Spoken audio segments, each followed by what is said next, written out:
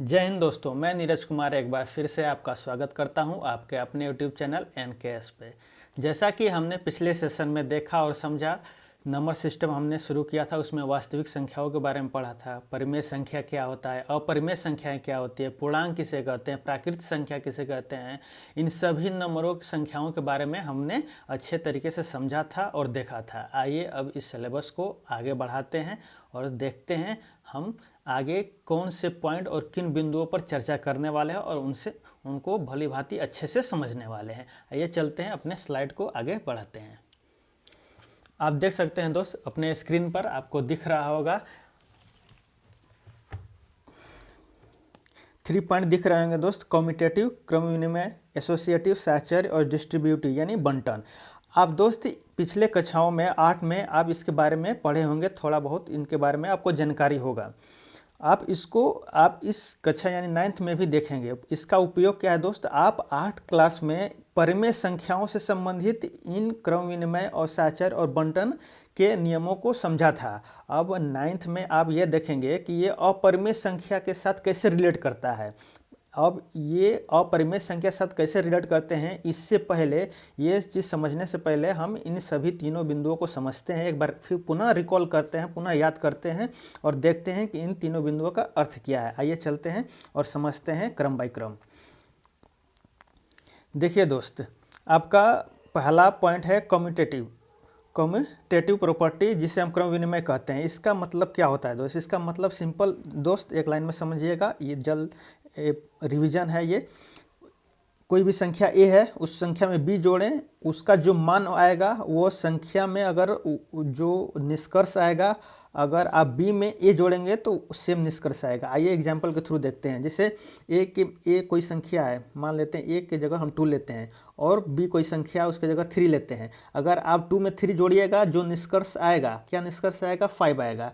तो अगर आप 3 में, यानी बी हम क्या लिए थे? 3 लिए थे, अगर आप 3 में 2 भी जोड़िएगा तो क्या आएगा? निष्कर्ष सेम आएगा। आप देख सकते हैं दोस्त, सेम निष्कर्ष आएगा। इसका मतलब ये एडिशन रूल और मल्टीप्लिकेशन दोनों रूल फॉलो करते हैं दोस्त। अब सेम वही प्रोसेस लीजिए, ए की जगह पर हम पुनः क्या लिखते हैं? 2 लिखते हैं, और बी की जगह पर पुनः हम 3 लिखते हैं। अब इसका मल्टीप्लिकेशन कीजिएगा तो 6 होगा। अगर आप पुनः जो आप 3 में पुनः 2 का मल्टीप्लिकेशन कीजिएगा तो भी 6 होगा। आप देख सकते हैं दोस्त, दोनों का निष्कर्ष क्या हो रहा है? सेम हो रहा है। तो इसका कहने का मतलब ये है कि अगर आप कोई भी संख्या है ए में बी जोड़ेंगे तो वही संख्या प्राप्त होगा जब आप बी में ए जोड़ेंगे। अब मल्टीप्लिकेशन में भी दोस्त यही लागू होता है। अगर आप कोई संख्या है ए है, उसमें अगर आप बी से मल्टीप्लिकेशन कर रहे हैं तो जो प्राप्त होगा उससे वही नंबर प्राप्त होगा अगर आप बी से ए में मल्टीप्लिकेशन करेंगे। आइए अब दूसरा अपना पॉइंट चलते हैं, समझते हैं एसोसिएटिव यानी साहचर्य क्या कहता है।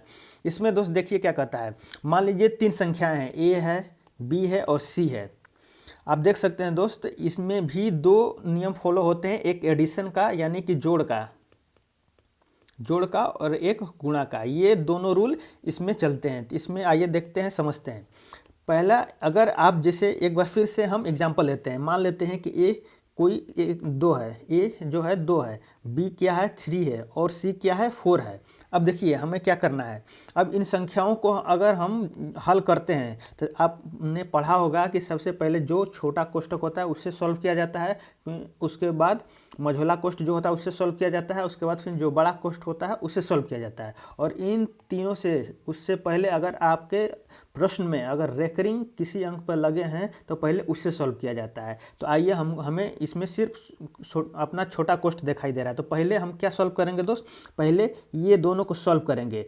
अब देखिए, ये हम क्या माने हैं? बी को 3 माने हैं और सी को 4 माने हैं। तो अगर हम इनको जोड़ेंगे तो क्या हो जाएगा? 7 हो जाएगा। अब देखिए, ए को हम क्या माने हैं? 2 माने हैं। अब इन दोनों को जोड़िएगा तो क्या होगा? 9 हो जाएगा। अब देखिए, अब ब्रैकेट का अब देखिए जो ब्रैकेट का अंक है, जो ब्रैकेट का संख्याएं हैं वो चेंज हो चुकी हैं। ये इस ब्रैकेट में BC था, इस ब्रैकेट में अब AB है। ये हम क्या माने थे दोस्त? 2 माने थे। अब B क्या माने थे? 3 माने थे। अब देखिए 2 और 3 जुड़ेगा क्या हो जाएगा? 5 हो जाएगा। अब C हम क्या माने थे? 4 माने थे, अब 4 जोड़िएगा 9 आएगा। अब देख सकते हैं दोस्त ये 9 और यहाँ पर भी 9, तो इसका मतलब ये है कि एडिशन और सब्सट्रैक्शन में भी कीजिएगा दोस्त तो सेम रूल यही आप फॉलो कीजिएगा पुट कर तो सेम आपका मल्टीप्लिकेशन जो इधर आएगा मल्टीप्लिकेशन वही इधर भी मल्टीप्लिकेशन सेम निष्कर्ष आएगा। तो इसका मतलब यह है कि ये एक सहचर विधि है। इसका अर्थ ये हुआ कि अगर आप कोष्ठ की संख्याएं बदल दे रहे हैं, अगर आप एडिशन रूल फॉलो कर रहे हैं तो उसके पश्चात भी अगर तीनों संख्याओं को जोड़ेंगे तो सेम वही संख्याएं मिलेंगी जो हमारे लेफ्ट में मिल रही हैं और जो हमारे राइट में मिल रही हैं। अब मल्टीप्लिकेशन में भी दोस्त वही गुणा कर आप देखिएगा तो सेम नंबर जो इधर मिलेगा वही नंबर इधर मिलेगा। ये होता है सहचर्य। आइए चलते हैं डिस्ट्रीब्यूटिव, इसे जल्दी जल्दी बताने की कोशिश करें दोस्त क्योंकि आप इसे 8 क्लास में पढ़ चुके हैं। आइए देखते हैं डिस्ट्रीब्यूटिव का मतलब क्या होता है। डिस्ट्रीब्यूटिव का मतलब होता है दोस्त कि बांटना, बंटन करना। अब जैसे देखिए ये अब ए है और ये कोष्टक में है बी प्लस सी है। अब ए का देखिए बंटन हो रहा है, बी के साथ हो रहा है और सी के साथ हो रहा है, तो यहाँ पर ए बी बन जा रहा है और यहाँ पर ए सी बन रहा है। आइए एक एग्जाम्पल के थ्रू आपको दिखा देते हैं।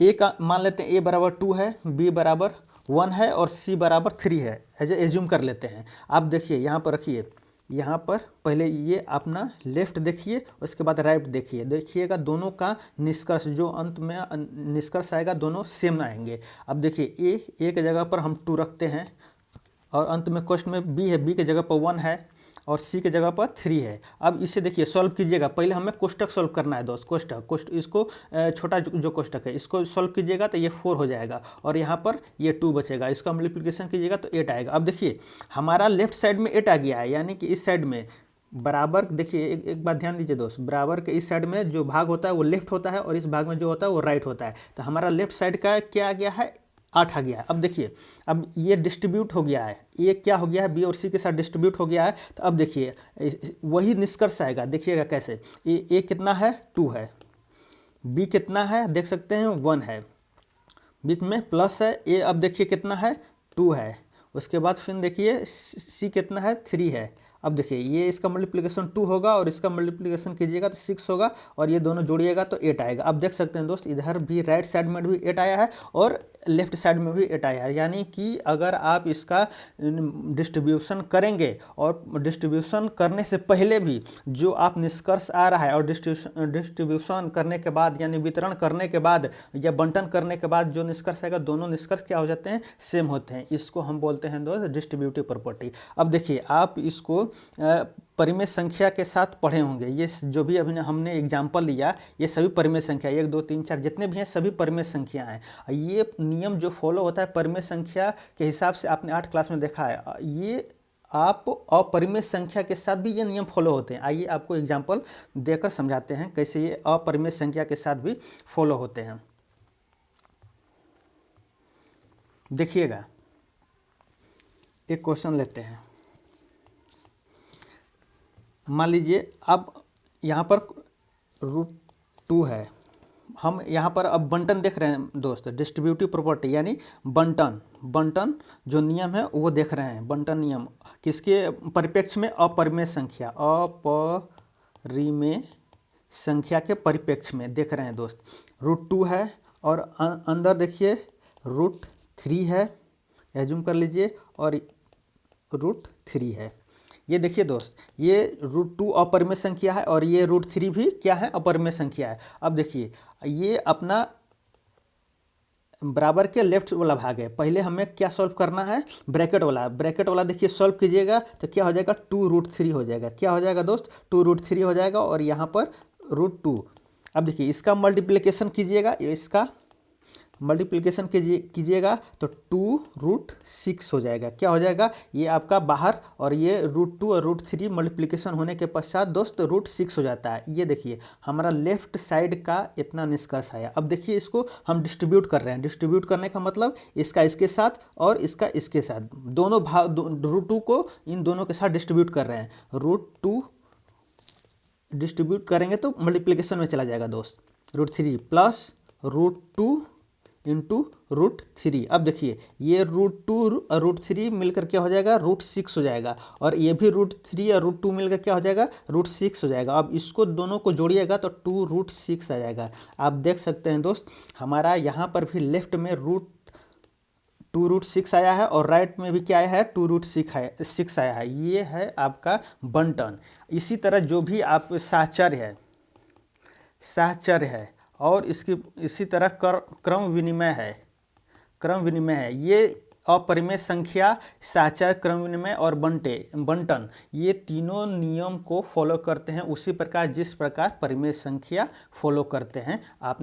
ये आपका रिवीजन हो गया दोस्त। आइए चलते हैं, अब आगे बढ़ते हैं। ये देखिए ये तीनों अपरिमेय संख्या हैं। जिस तरह हमने परिमेय संख्या का एग्जाम्पल देखा और उसी तरह हमने अपरिमेय संख्या का भी एग्जाम्पल देख लिया और ये तीनों के रूल भी समझ लिया। अब आइए चलते हैं, एक बार फिर से देख लीजिए। ये हमारा तीनों रूल है दोस्त जो अपरिमेय और परिमेय दोनों संख्याओं के साथ फॉलो करता है। नोट में कर लिख लीजिएगा, नोट में कि ये जो निम्नलिखित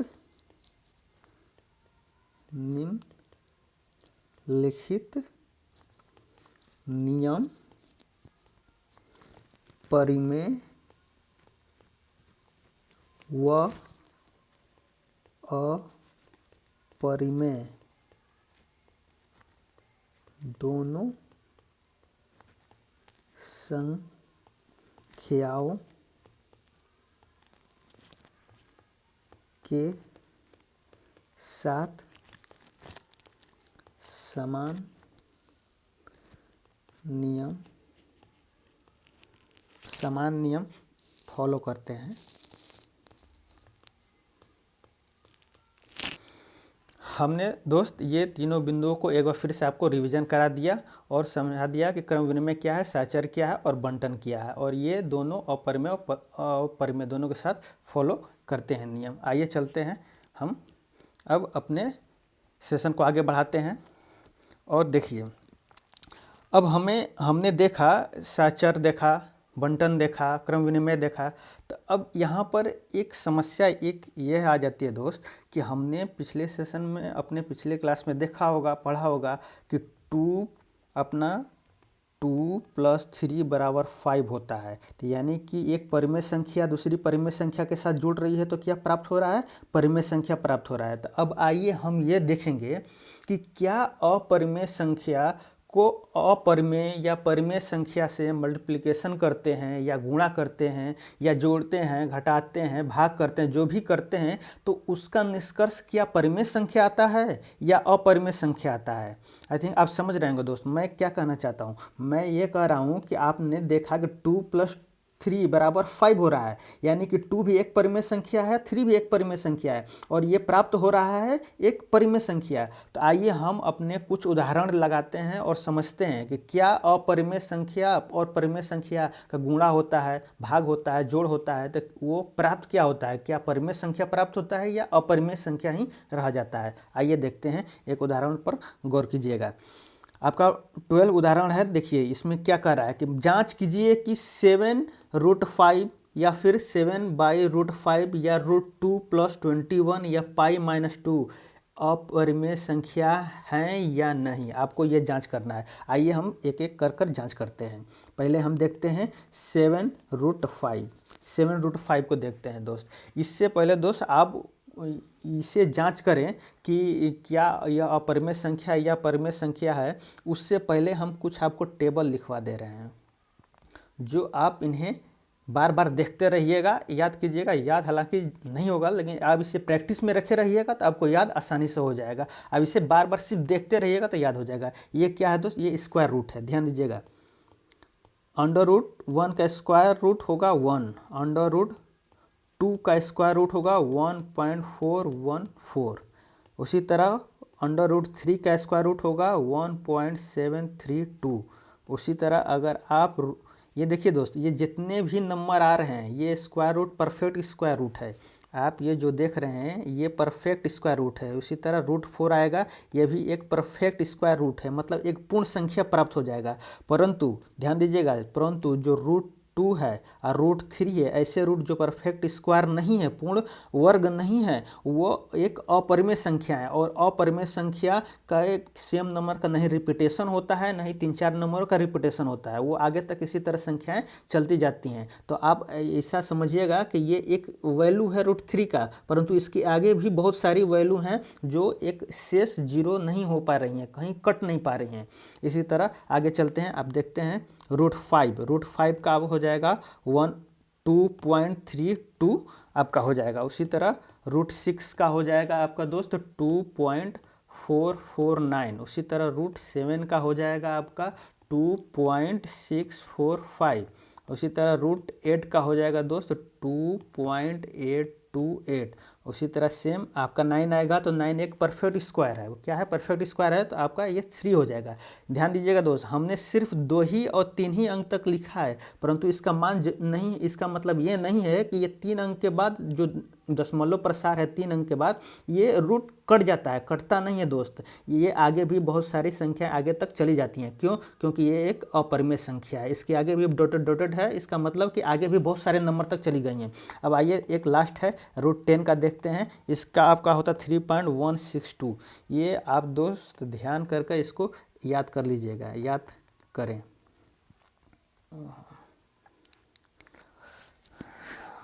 कट गया, कोई बात नहीं, एक बार जल्दी से पुनः लिख देते हैं इन्हें। रूट 1 का 1, रूट 2 का 1.414, रूट 3 का 1.732, रूट 4 का 2, रूट 5 का 2.325, यहाँ पर रूट 6 का आपका 2.449, रूट 7 का हो जाएगा 2.645, रूट 8 का आपका हो जाएगा 2.828, रूट 9 का आपका 3 हो जाएगा और रूट 10 का हो जाएगा 3.162। आप इसे याद कर लीजिएगा दोस्त, ये याद करना है। अब देखिए, अब आइए अपने क्वेश्चन पर पुनः चलते हैं। आपका क्वेश्चन है, ये इन सभी नंबरों को आपको सिद्ध करना है कि अपरिमेय संख्या है या नहीं है। तो आप देखिए 7√5। अब देखिए, अब 7 इंटू रूट 5 है, रूट 5 का वैल्यू यहाँ से उठाइए दोस्त, क्या है 2.235, यहाँ का आपका 235, यहाँ पर 2.235 होगा दोस्त, 3 नहीं होगा, 2.235 होगा। अब देखिए ये आगे भी डॉटेड लाइन है, अब इसका मल्टीप्लिकेशन कीजिएगा तो क्या होगा, देखिए कीजिएगा 35, 3, 21, 3, 24, ये आपका 14 हो जाएगा, 7 दूनी 14, उसके बाद 2, 16, 14, 1, 15।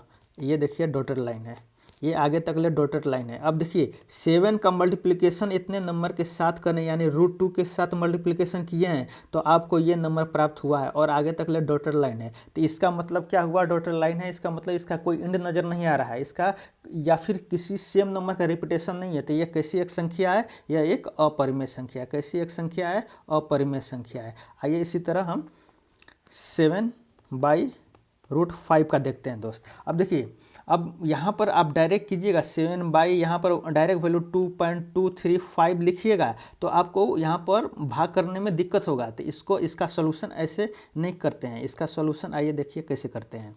ये आपका 7√5 हो जाएगा और अब मान लीजिए कि अगर हम √5 का ऊपर नीचे मल्टीप्लिकेशन कर देते हैं तो कोई प्रभाव पड़ेगा, कोई नहीं प्रभाव पड़ेगा। क्यों? क्योंकि ये कटकर 1 हो जाएगा, इसलिए इसका कोई प्रभाव नहीं पड़ेगा। अब देखिए यहाँ पर 7√5 है और यहाँ पर क्या हो जाएगा, √5 5 हो जाएगा। अब देखिए 7/5 हो गया, अब यहाँ पर √5 हो गया। अब इसको मल्टीप्लिकेशन भाग कीजिएगा तो ये आपका भाग लग जाएगा। देखिए 1 टाइम्स में जाएगा और ये 1.4 इंटू √5 होगा। अब देखिए जैसे हमने 7 का √5 के साथ मल्टीप्लिकेशन किया था तो एक अपरिमेय संख्या प्राप्त हो रही है। तो सेम वही तो यहाँ पर बात है दोस्त कि 1.4 का भी मल्टीप्लिकेशन कीजिएगा √5 से तो अपरिमेय संख्या ही प्राप्त होगा। तो ये भी क्या है, एक अपरिमेय संख्या है। अब देखिए √2 है, क्या है, यहाँ पर देखते हैं।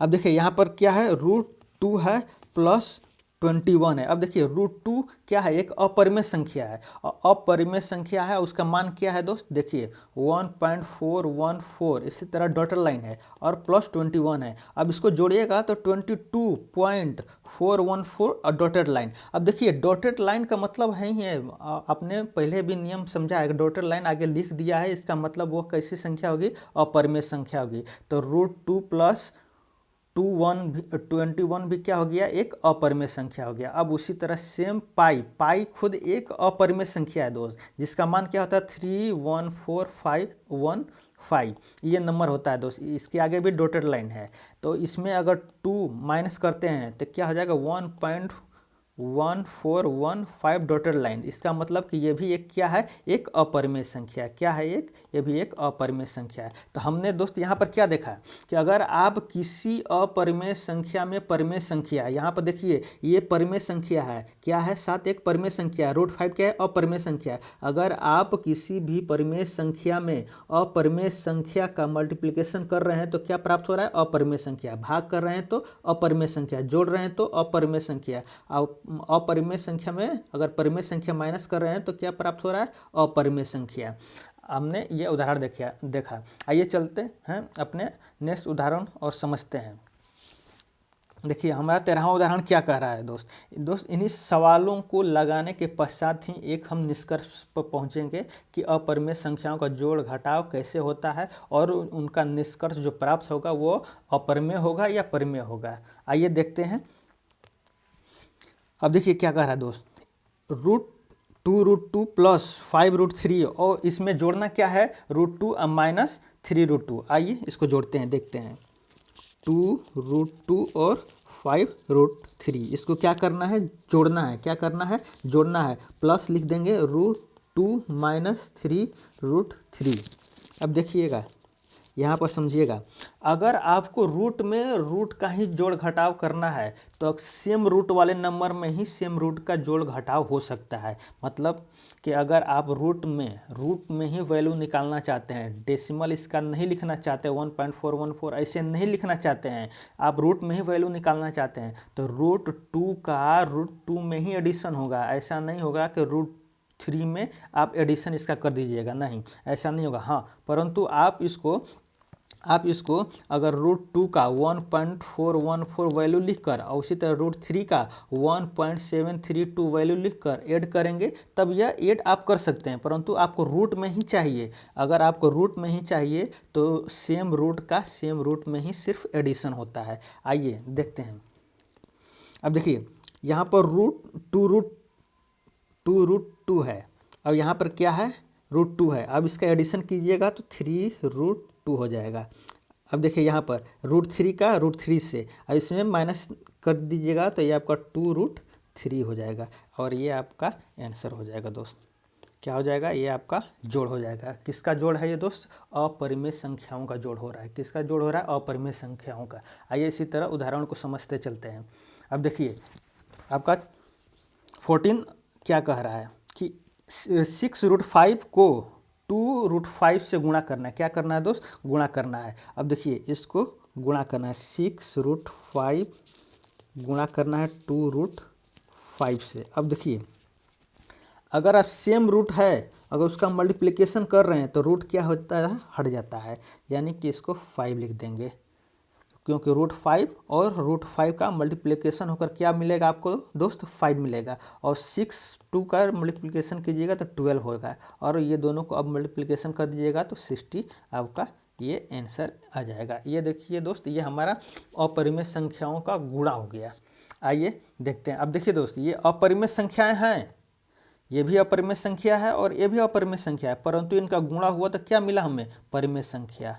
क्या मिला हमें, परिमेय संख्या। तो ये जरूरी नहीं है दोस्त कि हमेशा जब अपरिमेय संख्या और परिमेय संख्या का गुणा होगा तो आपको परिमेय संख्या हमेशा नहीं मिलेगा। आप देखिए, जैसे अगर यहीं पर आपका 6√5 है और यहाँ पर आपका √3 रहता है, और इसका इन दोनों का मल्टीप्लिकेशन करना होता है, तो इसका मल्टीप्लिकेशन करेंगे तो क्या होगा, √15, 6 √15 होगा। अब देखिए ये क्या है, एक अपरिमेय संख्या। क्या है, एक अपरिमेय संख्या है। क्या है? एक अपरिमेय संख्या। परंतु यहीं पर आपने देखा कि इन दोनों अपरिमेय संख्याओं का गुणा किया तो क्या मिला? परिमेय संख्या। तो गुणा में अगर अपरिमेय संख्याओं का गुणा करना है तो परिमेय संख्या मिल भी सकता है और नहीं भी मिल सकता है। आइए हम चलते हैं इसी तरह अगले अपने उदाहरण को समझते हैं और देखते हैं।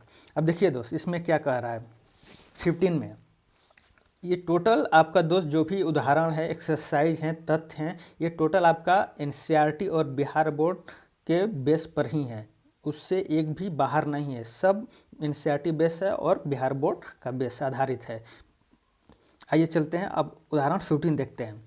जिसे देखिए 8√15 को 2√3 से भाग देना है। क्या करना है दोस्त? भाग करना है। आइए बनाते हैं 8√15 भाग करना है। हम बटा में लिख देते हैं 2√3।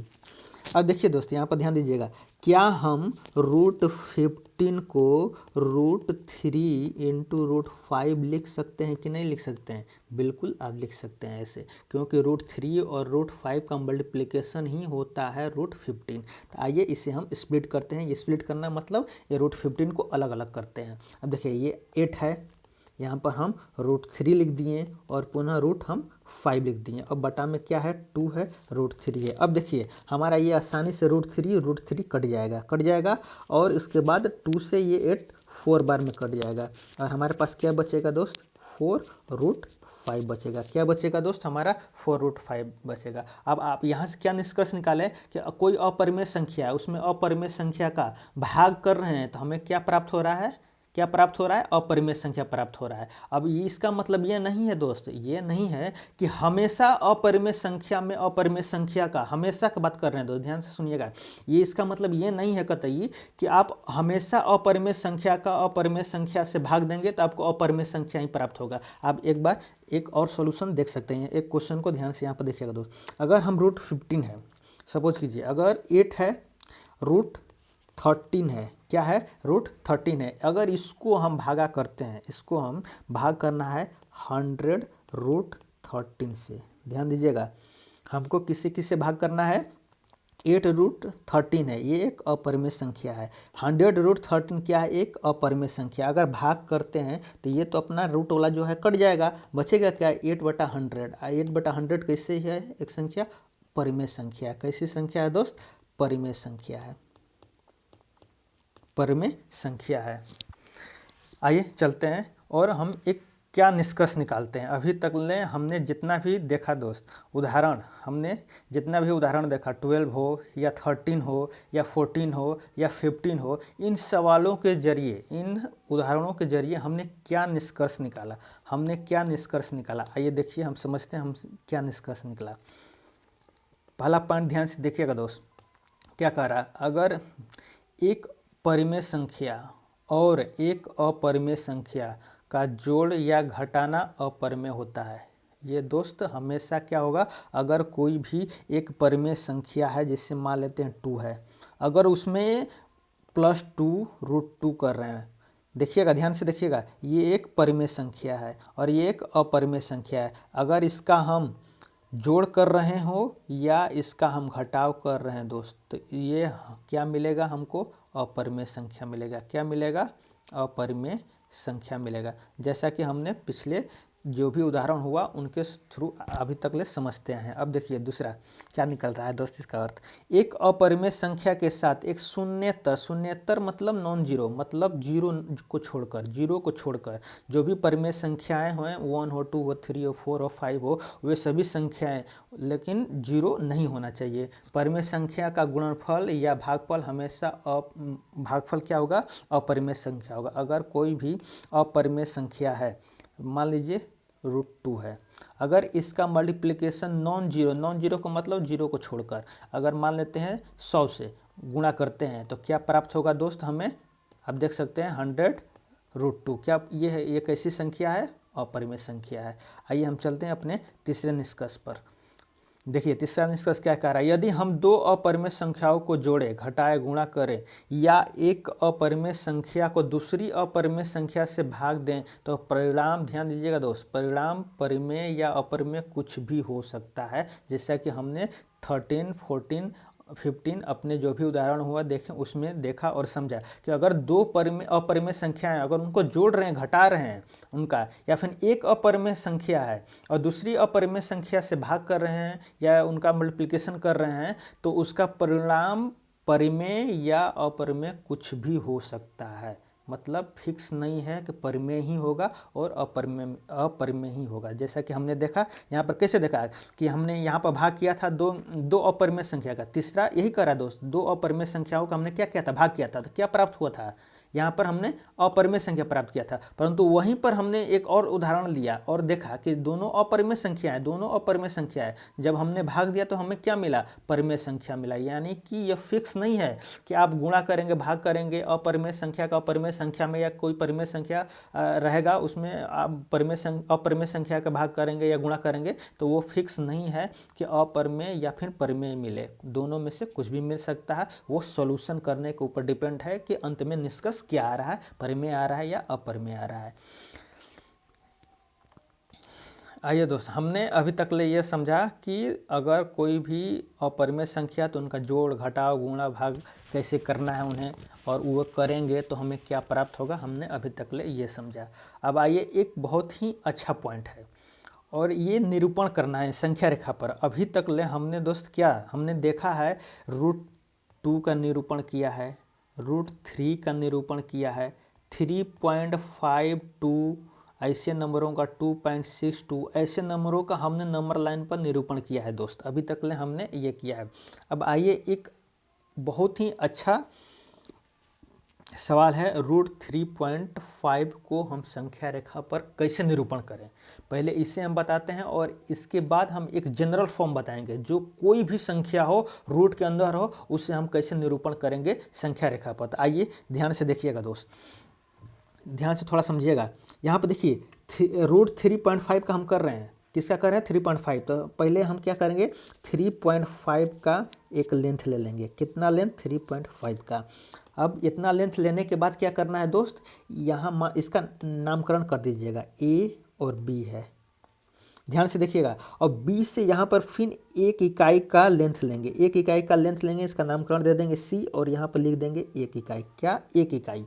अब देखिएगा, अब B पर आपका A और C, अगर A और C हम लिखते हैं, अगर हम A और C लिखते हैं तो इसका लेंथ क्या हो जाएगा, 4.5 हो जाएगा। क्या हो जाएगा दोस्त, 4.5 हो जाएगा, क्योंकि ये 3.5 है और ये 1 है, तो A और C का मान क्या हो जाएगा, 4.5। अब देखिएगा A और C का हाफ कीजिएगा तो इसका, इस लाइन का मध्य बिंदु मिलेगा। अगर हम A और C का हाफ करते हैं, यानी इसका हाफ करेंगे तो क्या होगा, 2.25 होगा कि नहीं दोस्त, 2.25 होगा कि नहीं, होगा, बिल्कुल होगा। तो ये आपका क्या मिल गया, इस AC, जो AC लाइन है, ये A और C लाइन है, इसका मध्य बिंदु। तो मान लेते हैं कि मध्य बिंदु कहीं ना कहीं 2.5 एज्यूम कर लेते हैं कि यहाँ पर आ जाएगा। क्या आ जाएगा, 2.25 आ जाएगा। अब देखिए, अब क्या करना है, इसका मध्य बिंदु निकाल लेना है। अब मध्य बिंदु निकाल दिए, अब क्या कीजिएगा कि यहाँ पर प्रकार से, यहाँ पर देखिए दोस्त, ये चित्र बनाने का है। यहाँ पर ये निरूपण करना मतलब आपको ग्राफ बनाना है, चित्र बनाना है बराबर। तो यहाँ पर आपको प्रकार, पेंसिल वगैरह ये सब का जरूरत पड़ेगा। तब देखिए, अब यहाँ पर 2.25 की जगह पर नीडल रखिएगा प्रकार का, और यहाँ पेंसिल वाला भाग, और इसको ऐसे यहाँ से लेकर ऐसे खींचिएगा तो ये अर्धवृत्त बन जाएगा। क्या बन जाएगा दोस्त, अर्धवृत्त बन जाएगा। अब यहाँ से यहाँ तक ये जो हुआ, ये अर्धवृत्त का क्या हुआ, रेडियस हुआ। क्या हुआ दोस्त, रेडियस हो गया, यानी त्रिज्या हो गया। अब देखिए, अब यहाँ पर आप B पर परपेंडिकुलर डालिएगा। क्या डालिएगा, परपेंडिकुलर डालिएगा, और देखिएगा कहाँ कट कर रहा है। तो यहाँ पर देखिएगा दोस्त, यहाँ पर कट कर रहा है इसका। अब ध्यान से सुनिएगा दोस्त, जो यहाँ से B से परपेंडिकुलर डाल हैं और यहाँ पर कट कर रहा है, यानी कि यहाँ इसका भी नामकरण दे दिएगा दोस्त, ये D मान लीजिएगा, ये D बिंदु है। तो अब देखिए, ये जो B और D का लेंथ है ना, यही √3.5 है। ध्यान से समझिएगा, हमने क्या किया था, पहले 3.5 का ले लिया था लेंथ, फिर एक इकाई लेंथ ले लिया था और इसका मध्य बिंदु निकाला था, और इसके बाद अर्धवृत्ताकार यहाँ से बना दिया था। और यहाँ पर जो परपेंडिकुलर लिए, ध्यान से देखिएगा, और यहाँ पर जो परपेंडिकुलर लिए थे, ये परपेंडिकुलर जो लिए हैं, ये यहाँ से और यहाँ तक, यही आपका √3.5 लेंथ है। अभी देखिए, अब यहाँ पर कट हुआ है। अब इसको देखिए, अब नंबर लाइन पर इसको लाना है। नंबर लाइन पर लाने के लिए ये आपका ऐसे आगे तक लाइन है, ये ऐसे समझिए, ये आगे तक लाइन है। अब देखिए यहाँ पर क्या है, यहाँ पर फिर से आप क्या कीजिएगा कि यहाँ पर आपका नीडल रखिएगा। क्या रखिएगा? प्रकार का नीडल। ध्यान से देखिएगा, यहाँ पर नीडल रखिएगा और आपका ये पेंसिल वाला भाग यहाँ पर रहेगा। और आपको क्या करना है, यहाँ से प्रकार ऐसे टर्न कीजिएगा, घुमाइएगा घुमाइएगा घुमाइएगा और यहाँ पर आकर कट करेगा। तो ये आपका हो गया नंबर लाइन पर √3.5 आपका निरूपण हो गया। क्या हो गया दोस्त? निरूपण हो गया। ये √3.5 का क्या हो गया? निरूपण हो गया नंबर लाइन के ऊपर। अब देखिए, ये हमारा निरूपण हो गया, लेकिन आपके मन में अभी एक सवाल उठ रहा होगा कि सर आपने कैसे अचानक अपने आप कैसे मान लिए, कैसे मान लिए कि ये लेंथ और ये लेंथ 3.5 होगा, √3.5 होगा, आप कैसे मान लिए? इसका तो ना कोई प्रूफ है ना कुछ है, आपने तो बस ड्रा किया और ये दिखा दिया और यहाँ पर कट किया, तो आपने इसी तरह बोल दिया कि √3.5। पर हम कैसे माने कि ये इसका लेंथ जो आएगा वो √3.5 ही आएगा? कैसे आएगा? तो आइए दोस्त इसी को समझते हैं कि यह अंडर रूट में 3.5 इसका लेंथ कैसे आएगा। आइए यहाँ पर समझते हैं कि कैसे आएगा। अब देखिए दोस्त, अब यहाँ पर अंक लेकर नहीं चल रहे हैं हम, अब यहाँ पर हम एक जनरल फॉर्म लेकर चल रहे हैं। हम जो वहाँ पर 3.5 माने थे उसको, उसके जगह अब x हम लेकर चलेंगे। क्या लेकर चलेंगे दोस्त? x लेकर चलेंगे। x क्यों ले रहे हैं? क्योंकि x कोई भी संख्या हो सकती है। हम 3.5 का निकालेंगे तो सिर्फ 3.5 का ही निकलेगा, परंतु अगर हम x के साथ प्रूफ कर दिए कि हाँ ये √x है, तो इसका मतलब अगर हम x 3.5 ले रहे हैं तो √3.5 का ये लेंथ निकलेगा। अगर हम x को 1.5 ले रहे हैं तो √1.5 का ये निरूपण निकलेगा। अगर हम वहीं पर 2.5 का ले रहे हैं, 2.5 का ले रहे हैं तो √2.5 का निरूपण निकलेगा। आप समझ रहे होंगे दोस्त हम कहना क्या चाहते हैं, ध्यान से समझिएगा। ये जो x है, अगर हम x का निरूपण कर दे रहे हैं, √x का निरूपण कर दे रहे हैं, तो x तो कोई भी नंबर हो सकता है, चाहे 1.5 हो सकता है या 3 हो सकता है, 2 हो सकता है, 4 हो सकता है, 2.5 कुछ भी नंबर हो सकता है। तो हम एक जनरल फॉर्म बनाते हैं समझने के लिए, कि आपको ये समझाने के लिए कि कैसे यह लेंथ √x हुआ, या फिर आपने जो इधर देखा कि ये कैसे आपका यहाँ पर अंडर रूट में 3.5 कैसे हुआ, यही अब प्रूफ करने जा रहे हैं। और इसे ध्यान से समझिएगा, ध्यान दीजिएगा। यहाँ पर हमें क्या करना था? √x का निरूपण करना है। तो पहले हमने क्या किया था, वहाँ पर भी क्या किया था, √x का, पहले x का क्या लिया था, एक लेंथ ले लिए थे, सिंपल एक लेंथ ले लिए थे दोस्त। इसका नामकरण दे दिए थे ये a और b। अब उसी तरह सेम b से एक पॉइंट ले लिए थे जो 1 इकाई का है, इसका नामकरण c दे दिए थे। ध्यान रखिएगा 1 इकाई का है, 1 इकाई का है। उसके बाद हमने क्या किया था, अब देखिए, अब यहाँ पर देखिएगा तो आपका AC, वो जैसे वहाँ पर हम लिए थे वहाँ यहाँ पर भी AC लिख रहे हैं, AC यानी कि यहाँ A और C, यहाँ और यहाँ का लेंथ क्या है दोस्त? ध्यान से देखिएगा, x+1 लिख सकते हैं कि नहीं? बिल्कुल लिख सकते हैं। अब देखिए हमने वहाँ पर मध्य बिंदु निकाला था, क्या किया था, 2 से भाग किया था और मध्य बिंदु निकल गया था। यानी कि हम ऐसे एज्यूम कर लेते हैं कि x+1/2 वो कहीं ना कहीं यहाँ पर नंबर आएगा। क्या आएगा? x+1/2। अब यहाँ पर एज एज्यूम कर लेते हैं, यहाँ पर a इसका एक नंबर आएगा और इसको हम o नाम देते हैं, o नाम देते हैं। क्या नाम दे देते हैं? o नाम दे देते हैं। अब देखिएगा हमने क्या कहा था, अब प्रकार का यहाँ पर नीडल रखिएगा, यहाँ पर पेंसिल रखिएगा और यहाँ से इसको ऐसे घुमा दीजिएगा। अब देखिए ऐसे घुमाइएगा तो आपको ऐसे अर्धवृत्त आपको मिल जाएगा। अब देखिएगा ध्यान से दोस्त, हमने यहाँ नीडल रखा और यहाँ पर पेंसिल से घुमाया तो ये हमारा रेडियस हो गया। क्या हो गया? ये हमारा रेडियस हो गया। अब देखिए ये अर्धवृत्त है तो ये ओ क्या है? अर्धवृत्त का ये केंद्र हो गया। अब यहाँ पर कहीं भी लाइन डालिएगा, कहीं भी यहाँ से लाइन डालिएगा, यहाँ पर डालिएगा, यहाँ से फिर यहाँ से पुनः यहाँ से कहीं भी डालिएगा। यहाँ से जब भी किसी सर्कल पर बिंदु डालिएगा तो वो आपको क्या प्राप्त होगा? रेडियस ही प्राप्त होगा। और सबका लेंथ क्या होगा? सबका लेंथ बराबर होगा। तो आइए हम चलते हैं, अब आगे प्रोसेस करते हैं। अब देखिए हमने क्या कहा था कि ये जो बी पॉइंट है यहाँ से एक लंब डालिएगा, देखिए, और देखिएगा कट कहाँ कर रहा है। देखिए यहाँ पर कट किया, इसको हम नाम दे रहे हैं डी। क्या नाम दे रहे हैं? डी नाम दे रहे हैं। अब देखिएगा यहाँ पर ध्यान से देखिएगा, अब यहाँ पर ये जो केंद्र बिंदु है, जो ओ माने हैं, यहाँ पर जो केंद्र बिंदु है, अगर हम इसको यहाँ से मिलाते हैं तो ये आपका रेडियस होगा कि नहीं होगा? हमने अभी देखा क्या होगा, ये रेडियस होगा। और रेडियस हमारा कितना है? रेडियस हमारा कितना आया है दोस्त? x+1/2। क्या आया है? x+1/2 हमारा ये प्राप्त हो गया है। हमारा क्या प्राप्त हो गया? ओ डी प्राप्त हो गया। आइए देखिए हमें क्या क्या मिला है। अभी हमें ओ डी मिला है, जो यहाँ से यहाँ तक है। जो ओ डी है वही तो हमारा ओ ए है। ध्यान से देखिएगा, जो ओ डी है हमारा वही तो ओ डी है, क्योंकि ये जो रेडियस है ये ही रेडियस है, और ये भी रेडियस है। ओ सी भी रेडियस है और ओ ए भी रेडियस है। आइए लिखते हैं, ओ डी बराबर ओ सी और ओ ए, और ये सभी किसके बराबर हैं? x+1/2 के बराबर हैं। ये हमारा एक पॉइंट मिला।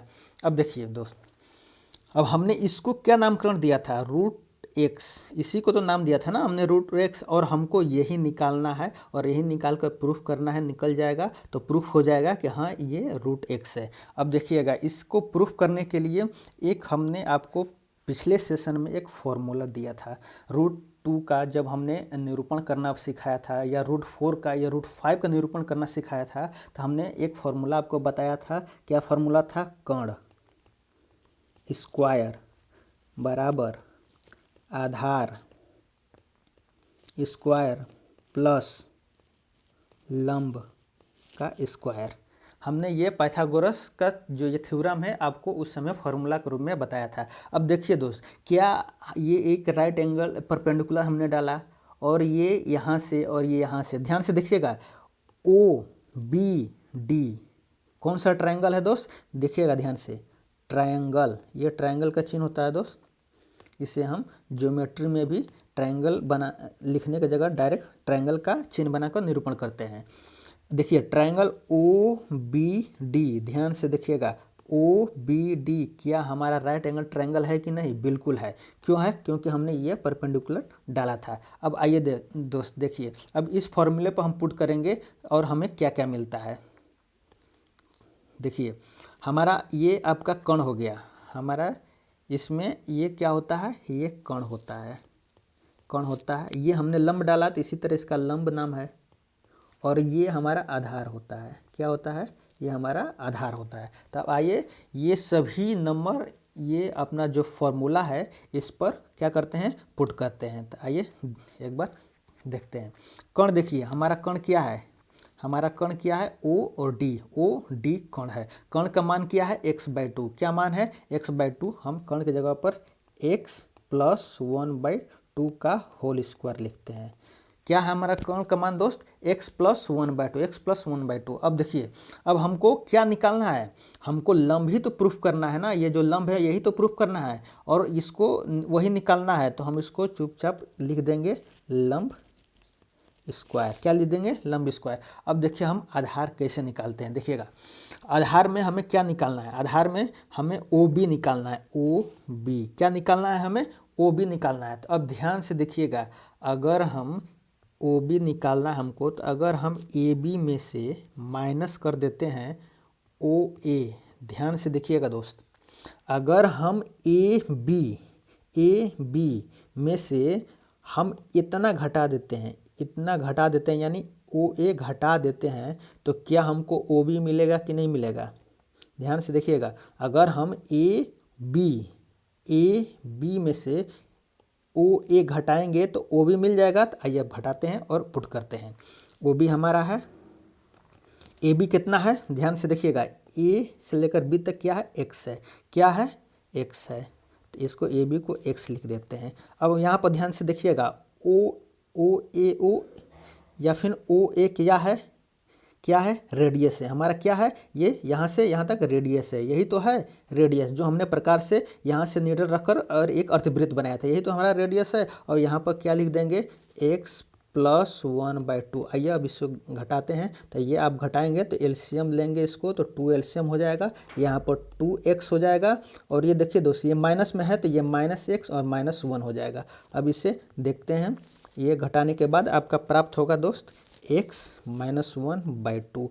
ये हमारा प्राप्त हो गया, क्या प्राप्त हो गया, OB। क्या प्राप्त हो गया दोस्त, OB। अब आइए, OB क्या है, आधार है। OB क्या है, आधार है। अब ये पुट करते हैं यहाँ पर x -1/2 का होल स्क्वायर। अब देखिए दोस्त, अब क्या करना है, अब आसानी से हमारा लंब निकल जाएगा। आइए अब करते हैं।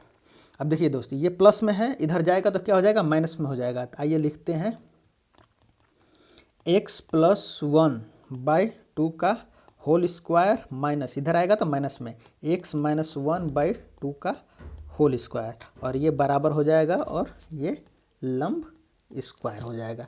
अब आइए इसे सॉल्यूशन करते हैं। अब इसे सॉल्यूशन करेंगे तो x +1 का होल स्क्वायर लिखिए, x² +1 + 2x। हमारा a प्लस बी का जैसे होल स्क्वायर होता है a² + b² + 2ab, उसी तरह x +1 का इसको लिखना है। उसके बाद 2 का स्क्वायर कीजिएगा तो 4 हो जाएगा। अब देखिए यहाँ पर भी वही करना है, x -1 का होल स्क्वायर लिखना है। तो आप लिखिएगा तो x² +1 - 2x/4, और ये हमारा लंब सॉरी लंब स्क्वायर है। अब देखिए दोस्त, यहाँ पर इसको हम कैसे सॉल्व करते हैं। अब यहाँ पर एलसीएम लीजिएगा तो क्या हो जाएगा, 4 होगा। एलसीएम ले लीजिएगा तो 4 होगा। तो अब इसको चुपचाप लिख दीजिएगा, x² +1 + 2x, और यहाँ पर देखिए माइनस है, माइनस में तो ये सभी नंबरों के साथ माइनस में हो जाएगा, यानी क्या हो जाएगा, -x²। यहाँ से इसको दूसरे कलर में डाल देते हैं ताकि समझ में आ जाएगा। माइनस क्या हो जाएगा दोस्त, x² -1 + 2x।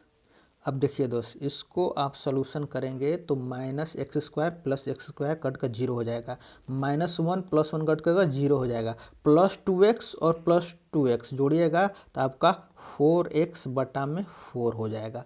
अब देखिए यहाँ पर भी इसको कट कीजिएगा, 4 कट जाएगा, बचेगा क्या दोस्त, x बचेगा।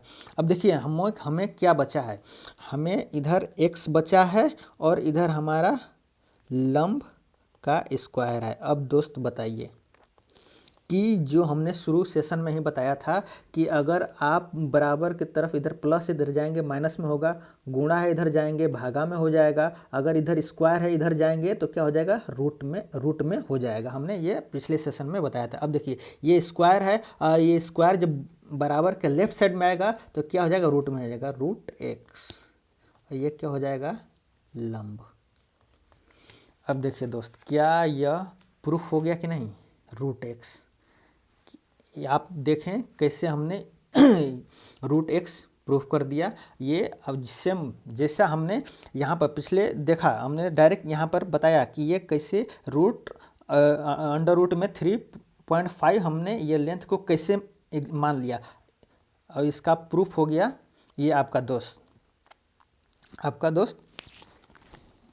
ये हो गया आपका प्रूफ कि √x या फिर √3.5 हमने क्यों डायरेक्ट लिखा था, ये इस तरह से ये प्रूफ हो गया। इसे आप एक बार रिवाइंड कर ठीक से अच्छे से समझ लीजिएगा कैसे हमारा ये √x आ गया। अगर वही सेम एक बार और देखिए अगर वहीं पर आपको जैसे √1.5 का दे दिया करने के लिए, तो सेम वही करेंगे, 1.5 का अपना लेंगे, एक इकाई का यहाँ पर लेंगे, उसके बाद अपना मीडियम निकाल कर करेंगे और डायरेक्ट बी पर पॉइंट पर परपेंडिकुलर डालेंगे, ये आपका √1.5 हो जाएगा दोस्त। डायरेक्ट आपको प्रूफ करने का ज़रूरत नहीं है, डायरेक्ट आप अगर आपको प्रूफ करने के लिए लिख रहा है कि नहीं आप प्रूफ कीजिए, तब दोस्त आप ये पूरा प्रोसेस जो आप देख रहे हैं, ये पूरा प्रोसेस आपको लिख कर करना पड़ेगा। आप इसे एक बार फिर से रिवाइंड कर लीजिएगा और अच्छे से आपको समझ में आ जाएगा। और ये एक बार और इमेज देख लीजिए, ये सिंपल वही है आपका, यहाँ पर √x आ गया और यहाँ पर एज ए इसको मूल बिंदु मानकर, यहाँ पर प्रकार का जो नीडल है यहाँ पर रखकर यहाँ पर पेंसिल से ऐसे ऐसे कर टर्न किया गया है और नंबर लाइन पर ये कट किया है। ये जहाँ कट किया है दोस्त, यही नंबर लाइन पर क्या है, √x है। क्या है, √x है। ये आपका प्रूफ हो गया दोस्त, और यहाँ पर आपका सेशन समाप्त होता है। एक बार आप इसे रिमाइंड करके अच्छे से देख लीजिएगा दोस्त, थोड़ा हार्ड है पर आपको समझ में आसानी से आ जाएगा। हमने बहुत स्लोली समझाने का कोशिश किया है, और अच्छे से जहाँ तक हो सके हमने समझाने का कोशिश किया भरपूर। आशा करता हूँ आपको सेशन अच्छा लगा होगा। प्लीज़ लाइक करें, सब्सक्राइब करें, and please click the bell icon for more update. मिलते हैं नेक्स्ट सेशन में दोस्त अपने। Have a nice day, God bless you, जय हिंद।